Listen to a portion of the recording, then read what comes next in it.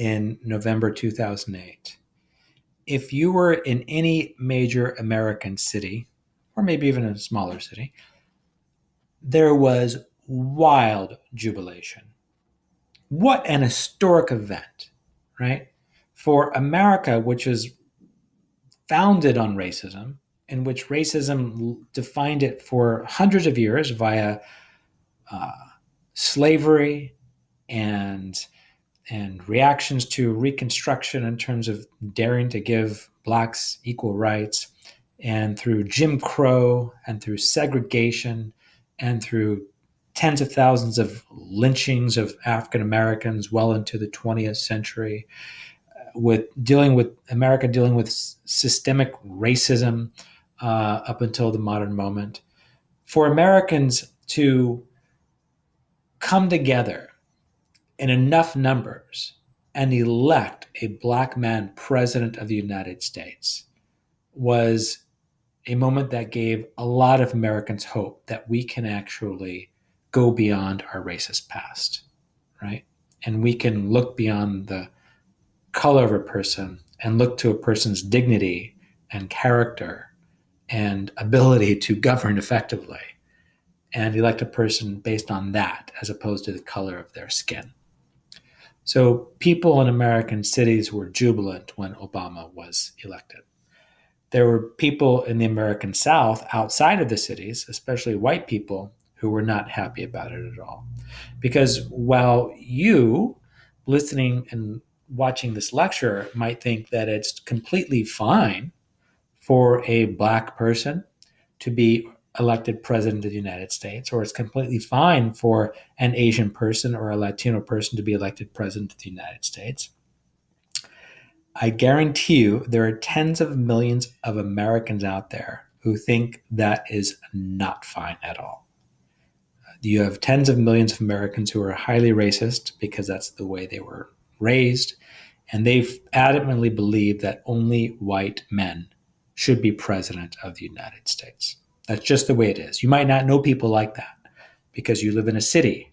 And again, cities are much more liberal. Cities are much more democratic. But I guarantee you, if you were to travel to towns and rural areas of the United States that are 99% white, you will find a lot of people who do not think it's appropriate to elect anyone who is not a white man to the highest office in the land. And after Obama was elected, some of those people start to make themselves heard. You have the emergence of a so-called Tea Party, and it was largely orchestrated by high-placed Republicans to stir up a lot of hatred and opposition against Obama as the first black president, because they wanted Obama to fail spectacularly. And you have these protests, very racialized images happening at these protests, in which we have effigies of Obama being burned, harkening back to the lynching of black men over many, many decades. We have Obama being represented as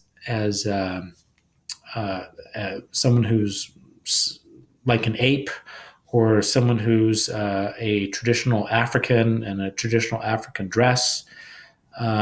We have people who are saying that Obama basically should not be president of the United States because he wasn't born in the United States. He was most certainly born in the United States. You should know that for the test.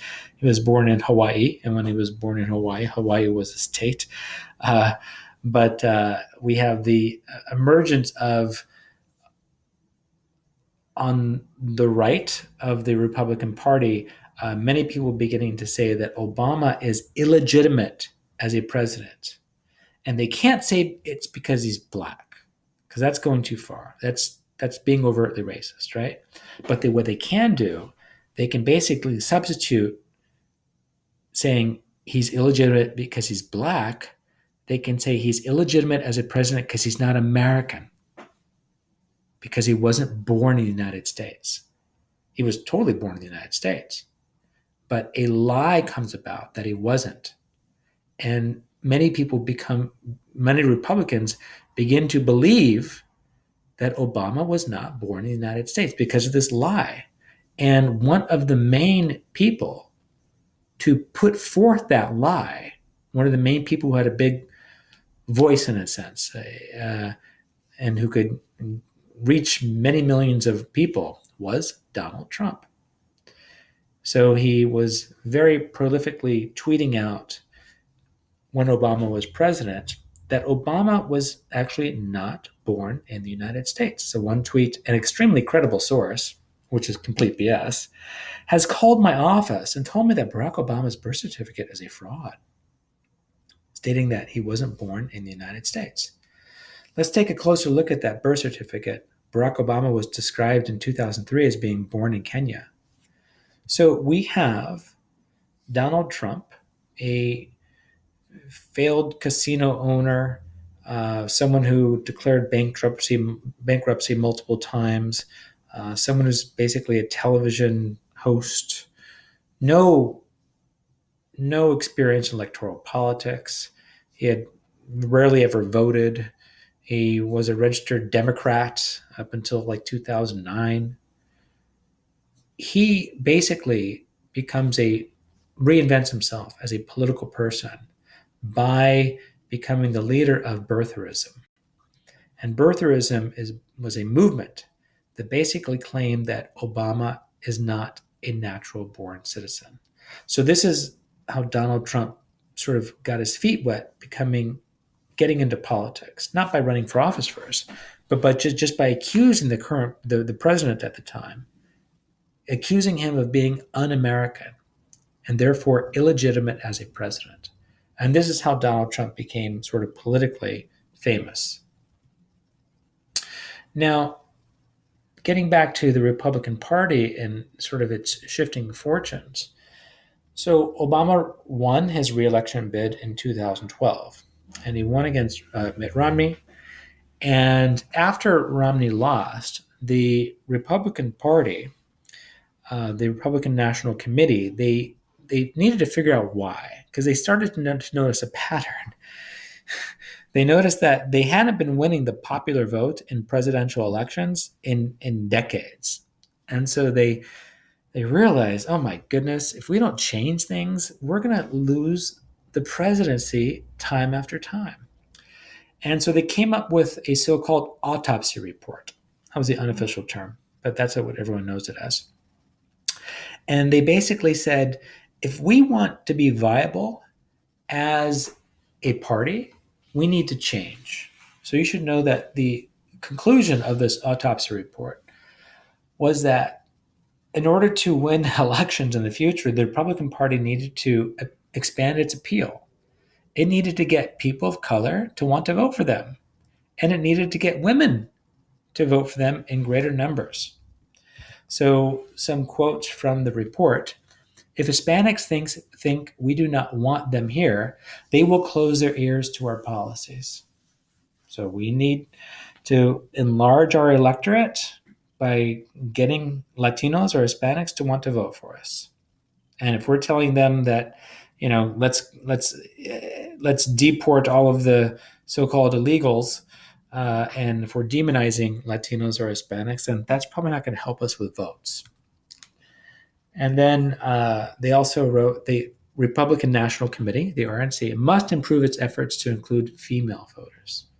So we were seeing at the time that more women were voting for the Democratic candidate than the Republican candidate.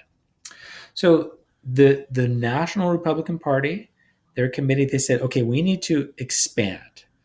And this is in 2012. Well, who was the candidate in 2016? Donald Trump. When he announced his presidency in 2015, you're probably familiar with this, with what he was saying. His very first speech as a presidential candidate, when Mexico sends its people, they're not sending their best. They're bringing drugs. They're bringing crime. They're rapists. So again, if we go back to the autopsy report, saying we need to get the vote of Latinos or Hispanics if we want to win future elections. We have Trump basically highly alienated Hispanics. It's not to say that Latinos didn't vote for Trump, but they certainly didn't vote for him in the kind of numbers that probably other Republicans might have wanted.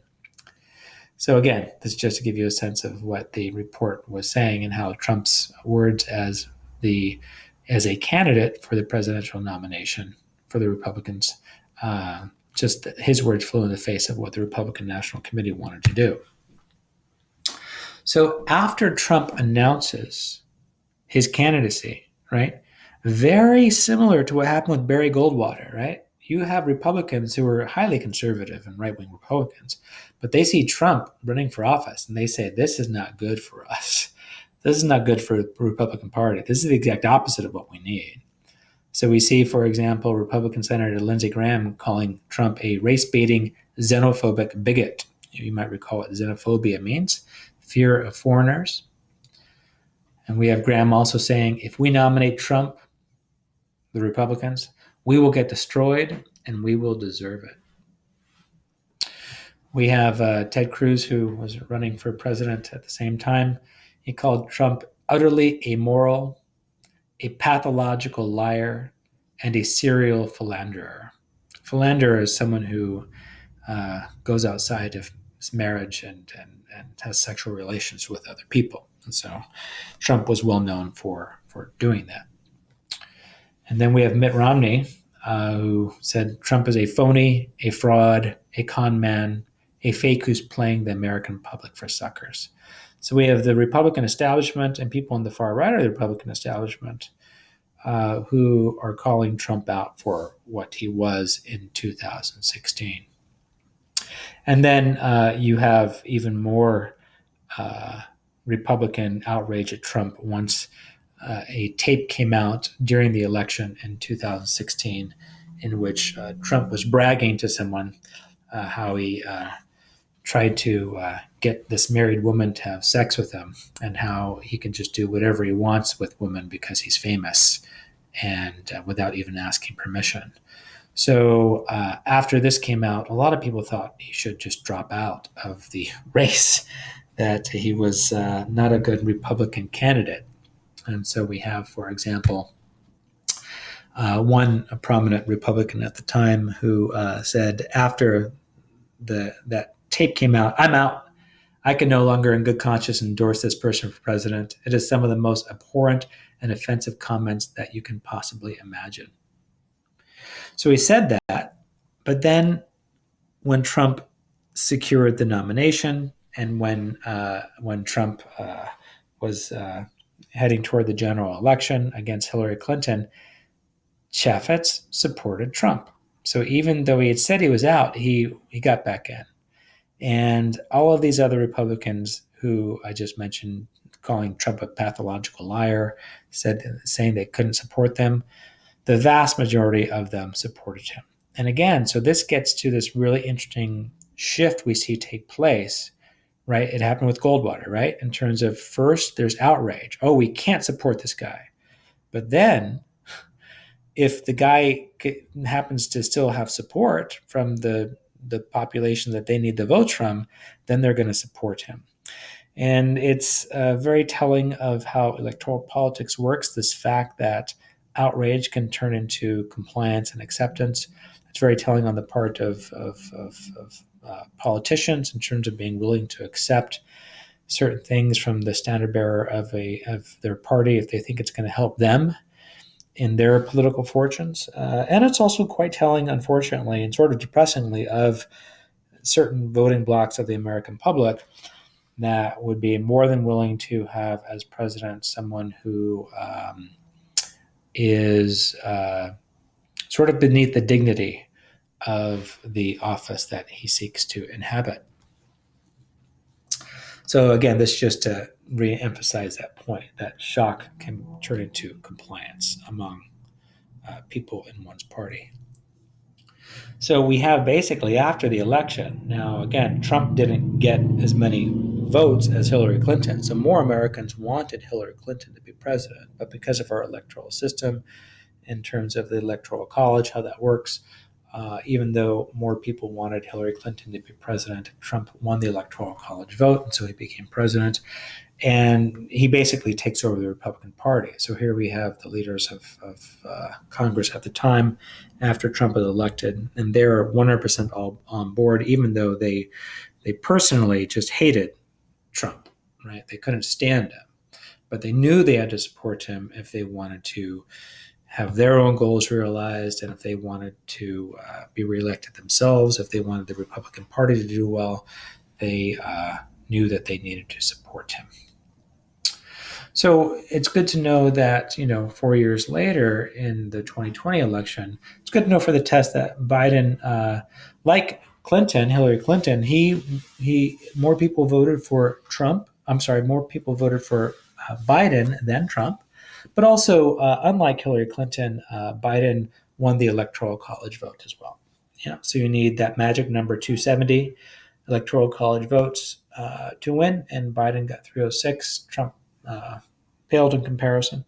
And then, for me, more importantly, just in terms of the popular will, right? We see Biden getting over 81 million votes. 81 million Americans wanted Biden to become president, and then we have many millions less, 74 million Americans wanting Trump to be re-elected.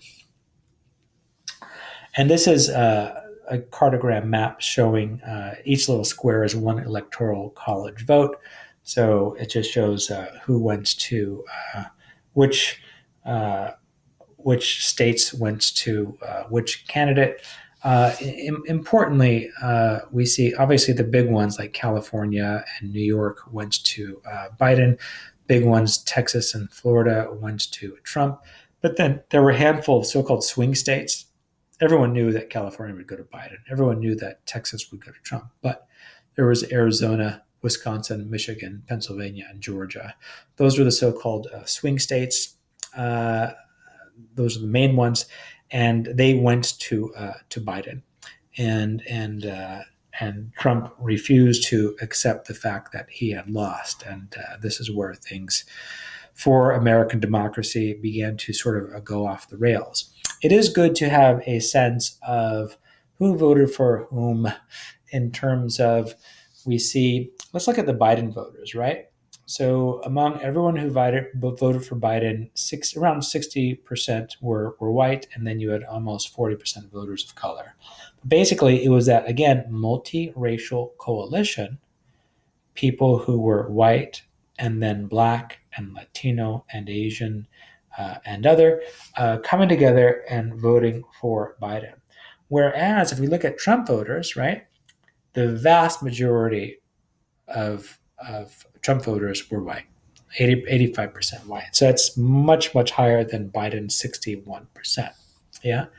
And importantly, we see that most of the people who voted for Trump, they were white people without a college education. And so that's why Trump, one time in Las Vegas, he said after he won the Las Vegas it's not a primary. It's I forget what it's called. Anyway, when he's running for president, he wins the nomination. He wins. I think it's a caucus. Yeah, the Nevada caucuses, and Trump said he loves his uneducated voters. He said that out loud, simply because that's where he gets a lot of support from.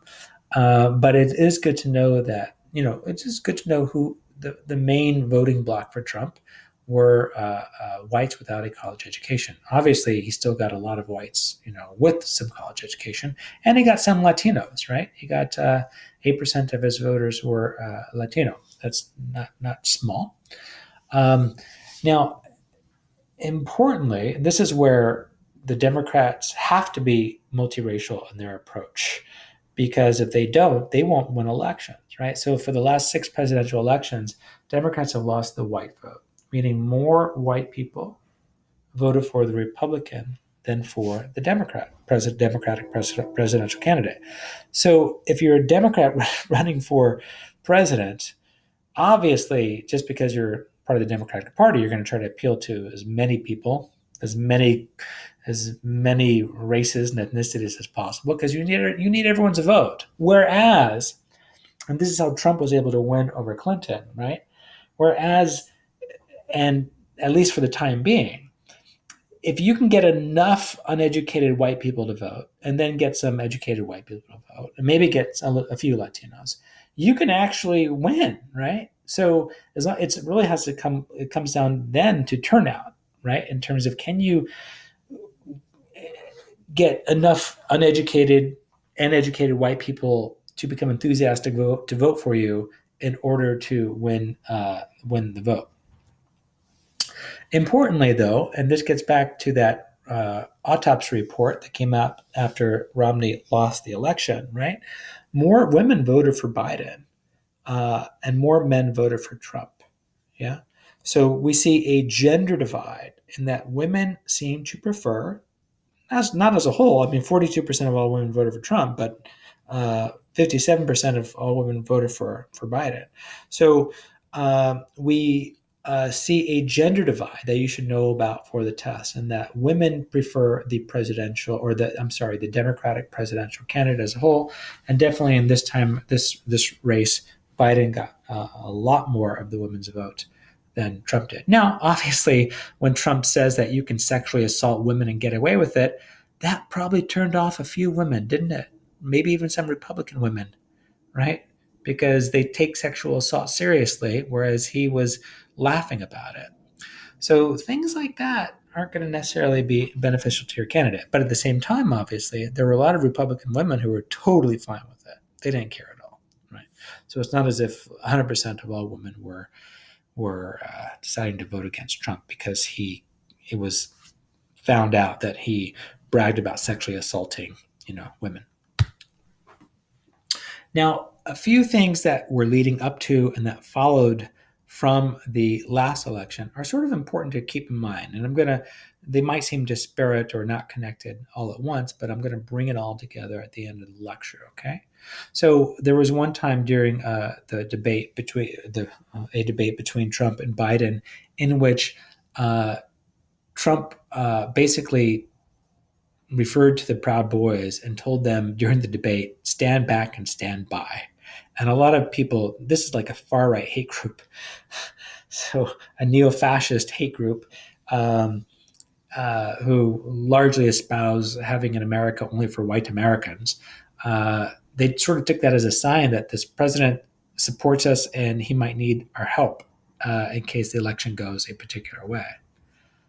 Trump was also asked during the election, if Biden wins, do you agree to support a peaceful transition of power? And Trump refused to agree to that. Then Trump loses the election, and he doesn't want to give up power. He doesn't want there to be a peaceful transition of power because he doesn't want there to be a transition. He wants to continue to be president of the United States. And so he sees those swing states that Biden won. And just like Trump won some swing states against Clinton, just by a very, very, very small number of votes, the same thing happened with Biden. He didn't win by a ton of votes in these swing states. Yeah. So Trump begins identifying these swing states in which he thinks, well, I'm going to get in touch with the Republicans who control these states, like Georgia. And since they're on my side, I'm going to get them to maybe falsify the election returns.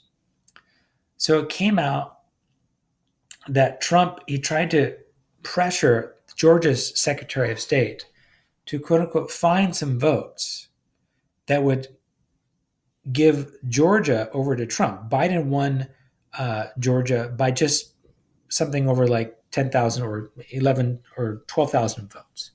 So Trump says to the Secretary of State, I just want to find 11,780 votes. So he's saying to the guy who's in charge of elections in Georgia, find me after Trump has lost the state. And again, the governor of Georgia, the Secretary of State, they're Republicans. They wanted Trump to win, but they knew they couldn't break the law that egregiously, like just creating votes out of thin air, right? They couldn't do that. But Trump wanted them to do that. They were being pressured so hard for Trump, the Secretary of State recorded the call because he knew that it was highly illegal what was happening at the moment. And he wanted to cover his butt. He didn't want to potentially go to jail for helping Trump to try to overturn the election. So that's extraordinary. The sitting president of the United States trying to subvert the will of the people, the majority of the people of the United States voting to elect Biden president, and Trump is trying to undo it. So that didn't work. So Trump and other Republican officials, then they began to file lawsuit after lawsuit after lawsuit in these swing states saying this was inappropriate to the way the election took place. We need a do-over. The Democrats, Joe Biden did not win these states. And anyone can file a lawsuit, right? But you have to have like just cause. You have to have a compelling case. And so we basically have all of their lawsuits were frivolous. They were insubstantial, right? And so none of them were successful. And some went to the Supreme Court of the United States, and not one of the dozens of lawsuits that were filed by Trump and his allies, not one was successful. So the court said there's no election fraud going on here. And they said, stop filing these lawsuits, right? And some people's law degrees were taken away in certain states because of these so-called frivolous suits. Again, this is just another example of Trump trying to steal the election after Biden wins. He tries to do it by pressuring secretaries of state. He tries to do it he thought that these if he does it with lawsuits, he thought it would go to the Supreme Court, and because he appointed 3 Supreme Court members, he thought, oh, they're my appointees, they're on my side, so the Supreme Court will rule in my favor. And when the Supreme Court saw, even though the Supreme Court, 6 of the Supreme Court members are highly, highly, highly conservative, right? And they have conservative policies, but they can't just flagrantly violate the laws of the United States because it's their job. Even if they interpret them in a conservative manner, they need to adhere to the laws of the United States. And they clearly saw that no laws had been broken. So they kind of make up something out of thin air and say, oh, Trump actually won these states. So Trump didn't get what he wanted in the courts as well. So time is really short. The inauguration is just a few weeks away, and Trump tries basically a Hail Mary pass in terms of he wants his vice president, Mike Pence, who largely on January 6th is going to be performing a ceremonial duty when Congress meets to affirm who won the election, right? So he's basically pressuring Pence to do something Pence has no constitutional ability to do. And he wants Pence to basically throw the election into question and to create some turmoil about that. And then from that turmoil, Trump can continue to hold on to power. So we have a rally on the very day that this certification of election results is going to take place. A rally is planned. And this is the now infamous rally that will go down in American history. Your children, when they are in junior high school and high school, will read about this in their history books. So just as we've sort of, learned particular dates, certainly children will be required to learn January 6, 2021 as the date when our democracy was severely threatened. So Trump lies to the many thousands of Trump supporters assembled in Washington, D.C. for this rally. He says, we won this election. We won it by a landslide. Again, if we look at both the Electoral College votes and the popular vote, that is just an outright lie. It was not won at all, and it certainly wasn't won by a landslide. And then he said to the assembled masses, we're going to the Capitol. And that was a bit of a lie, too. He did not go to the Capitol. He went back to the White House, even though he said, I'm going to be with you. We are going to the Capitol. If you don't fight like hell, you're not going to have a country anymore. So what was happening on January 6th? So just to repeat what I said, the results of the election were being certified by Congress. And again, it was Mike Pence's role, completely ceremonial. It's in the Constitution, but basically he just has to read the results, right? He can't throw into question the results. He can't, and that's what Trump wanted him to do, right? Trump was pressuring him to say, oh, we don't actually know the results, so therefore, let's just not count these electoral votes from these states that we don't really know about, and therefore, the election is open to interpretation, and then Trump will continue to be president of the United States. Again, Pence was an acolyte, a fervent follower of Trump. He was firmly on Trump's side, but even this very right-wing Republican knew he couldn't violate the law, right? He actually got people to look into it for him because he thought, maybe I will do this. Maybe I will do this because Trump is really pressuring me to do this. But he knew, again, it would have been completely unconstitutional and illegal for him to not perform his ceremonial duty and actually try to intervene in the counting of the votes. So Trump was very, very upset about that. And so we have Trump repeating the so-called big lie again and again and again that there was cheating that was going on, right? And so simply because his followers were hearing him say it all the time, they began to believe, right? Cheating happened, right? The Democrats didn't play fair and square, right? And this became a part of the playbook. So after Trump told his followers to go to the Capitol, that's exactly what they did. And you're probably quite familiar with these photos. And again, a lot of these photos or some variations thereof will be featured in school books for the rest of the existence of our republic because they're so historic. Well, why was the storming of the U.S. Capitol historic? You should know that, yeah? Why was it historic? Well, first, this was the first time in the history of the United States that a peaceful transition of power between presidents did not occur. Joe Biden was sworn in a few weeks later, right? Trump's plan did not succeed, right?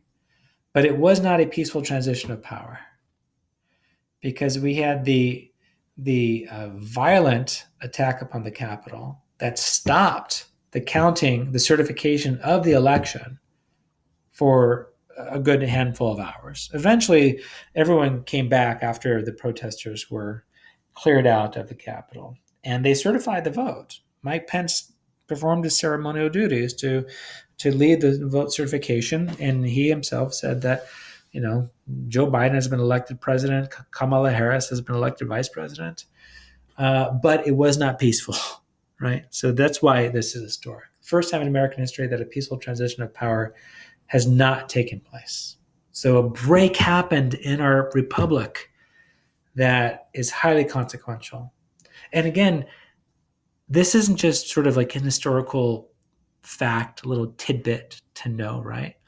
This is with us, and it's going to be with us probably for many decades to come. Something was broken, and it's not as if it can be easily fixed. Also, this is the first time in American history that the United States Capitol was invaded by insurrectionists. What is an insurrectionist? It's good to know. Someone who rises up against an established government. So we have, there's a political science term for it. It's called in Spanish, it happened in Latin American countries a lot, an alto golpe or an auto coup. Basically, it's Trump encouraging the overthrow of part of the government, at least, in terms of making sure that a peaceful transition of power did not happen so we can maintain power. And so we have Trump basically turning his followers into insurrectionists, getting them to invade the Capitol and halt the certification process to do something that his vice president refused to do.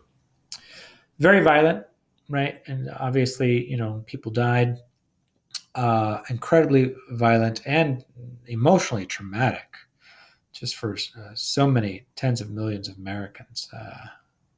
Just very, very tough. The police who were defending the Capitol, many of them were assaulted. It just really hideous. And so we have these people who are And there are even some police officers, as a part of the insurrection, who were assaulting police officers who were trying to defend the Capitol. Very, very tough. We have the insurrectionists almost getting into the room where Congress members were hiding. The vice president had been whisked to safety, as had Nancy Pelosi, the Speaker of the House, but not everyone could get out in time before the insurrectionists got to the doors, in a sense, of the chambers where they were meeting. And so things got really, really tough. Imagine being, again, either a Democrat or Republican. This is just it. The Republicans were freaking out just as much because they were fearful of their lives. And so some were on the phone with the House leader, Kevin McCarthy. The minority leader was on the phone with Trump saying, get on the television or Twitter and tell your people to get out of here. They're attacking us. And it was very emotionally devastating for any member of Congress who had to deal with that, and also that their aides, their staff, they all thought they were going to be murdered by these people who are rampaging through the Capitol. And we have many people who are shouting out, "Where's Nancy? Where's Nancy?" And they're referring to Nancy Pelosi, the Democratic leader of the House of Representatives. And you had some people who were actively saying that they wanted to assassinate her. One guy texted a friend, "I'll put a bullet in her," in live TV, and it was found that he was serious. The police found his car. They found guns, hundreds of rounds of ammunition. So it's not as if this was a peaceful demonstration by any means. We have another woman, saying that she wanted to shoot Nancy Pelosi in the head. Very serious charges. We had someone who was from the New Yorker who went inside with the insurrectionists to record it, and he wrote, "A man in a cowboy hat lifted his jacket inside the Capitol to reveal a revolver tucked into his waistband. Other Trump supporters had tasers, baseball bats, and truncheons." So it's a very important question to ask. What were they intending to do? Right? Here's one guy who took over Nancy Pelosi's office. This is Nancy Pelosi's desk right here. Again, the Speaker of the House of Representatives. And here he is. He was quoted as saying, "I'm a white nationalist, and if you're not, get the F out of our country," saying that the United States should only be for white people. And we have one guy exactly where Pence was just like minutes before he'd been whisked off to safety. So we have one young guy, a Trump supporter, basically giving a speech saying Donald Trump is the emperor of the United States. And that might sound funny and everything, this dumb kid saying from, in the Senate chambers that Donald Trump is the emperor of the United States. But essentially, that's getting to a hard truth, and that there are probably a good number of Trump supporters who would be fine if Trump were to, for example, declare martial law, and then say that because of violence in the United States that he would remain president until things calm down, sort of suspending democracy for a while. It's not as if that hasn't happened in other countries. And importantly, it's not as if that cannot happen in the United States. Simply because up until 2020, there was a peaceful transition of power for well over 200 years between presidents, right? That doesn't mean there can't be a violent overthrow of our government. That doesn't mean a dictator of one sort or another cannot rise in the United States. It's very important for you to know, right? And it's very important for you to think about in terms of how do we secure our republic? How do we ensure that democracy prevails in the United States? So there were a lot of images. This isn't a real place to lynch people, but it gives a sense of the feeling of the Trump supporters on January 6, 2021, in terms of the violence that they might have wished they could have carried out. So many people were going through Congress looking for Mike Pence, saying, "Hang Mike Pence, hang Mike Pence." And why were they upset with Mike Pence? Because Trump was upset with Mike Pence. Trump tweeted that morning, or that afternoon, rather, Mike Pence didn't have the courage to do what should have been done to protect our country and our Constitution, because Mike Pence refused to violate the Constitution and try to act in a way that would help Trump to continue to be president. One Reuters photographer said that I heard at least 3 different writers in the Capitol say that they hope to find Vice President Mike Pence and execute him by hanging him. It was a common line being repeated. Many more were just talking about how the VP should be executed. Some might have been talking, but what if they could have actually gotten a hold of him? Don't you think 1 or 2, maybe one that might have carried a gun in the Capitol might have tried to do something? What were these Trump supporters planning on doing with the weapons and everything else they took into the Capitol? Here we have one guy. This is before he actually went into the Capitol. Here we have him with flex cuffs. That's what you tie people up with. And he's also got a taser. What was he planning on doing with those flex cuffs and the taser? Just peacefully protesting? And then this was a tough image for many people to see, because this is the flag of the Confederacy for the first time being flown in the U.S. Capitol, right? And again, this is the flag of white supremacists, of racists being carried out around in our Capitol on January 6, 2021. Now, this is a highly consequential moment. That's why I'm focusing on it a little bit. But we have one historian on Twitter, historian of coups. A coup is when you violently overthrow the government. You don't pronounce the P. Historian of coups and right-wing authoritarians here. If there are not severe consequences for every lawmaker and Trump government official who backed this, meaning the insurrection, the violent takeover of the Capitol, every member of the Capitol Police and every member of the Capitol Police who collaborated with them, this quote-unquote strategy of disruption will escalate. And not just in 2021, but escalate in the years that follow as well. Now, how was this sort of attempted takeover of the government and prevention of Biden from being sort of duly sworn in as president of the United States, how was it sort of seen throughout the world? Now, for all the faults of the United States as a whole, we have been seen throughout the world as somewhat of a beacon of democracy, even with our faults. So here we have magazines in other countries portraying Trump basically as a Nazi, as a fascist, wrapping himself in the American flag, but basically espousing fascism in order to achieve power. Now, after this happened, we had some people who were Republicans calling on Trump to resign.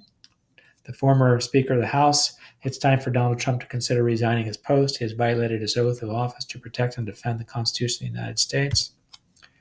And Trump was impeached after that insurrection. And we have a very important historical moment in which he is the only president in U.S. history to be impeached twice.